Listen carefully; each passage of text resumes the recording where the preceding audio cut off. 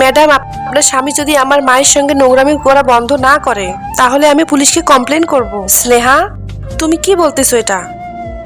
হ্যাঁ, আমি সত্যি বলতেছি। যদি আমার কথা বিশ্বাস না হয় তাহলে মাকে জিজ্ঞাসা করো। হ্যাঁ ম্যাডাম, আমার মেয়ে সত্যি কথা বলেছে। বরুণ স্যার প্রতিদিন কোনো না কোনো বাহানা দেখিয়ে আপনার কেবিনে ডেকে আমার সাথে প্রতিদিন নোংরামি করে।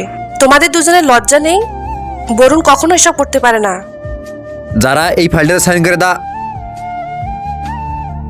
এই দুজন তোমার অফিসে কি করতেছে? বরুণ, এই দুজন কেন এসেছে?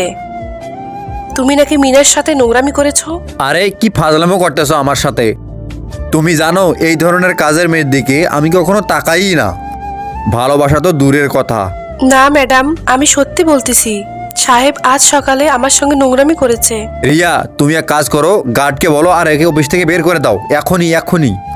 আমার কাছে প্রমাণ আছে। কি প্রমাণ? দেখাও আমাকে। এই দুইটা ছবির ভেতর থেকে যে কোনো একটা ছবিকে ভালোবেসে থাকলে ভিডিওটিতে লাইক করে চ্যানেলটিকে সাবস্ক্রাইব করে দাও। আর যদি না করো তাহলে আমি বুঝবো তোমরা ছবি দুটোকে ভালোই বাসো না। আর কমেন্টে লিখে যাও আমিন।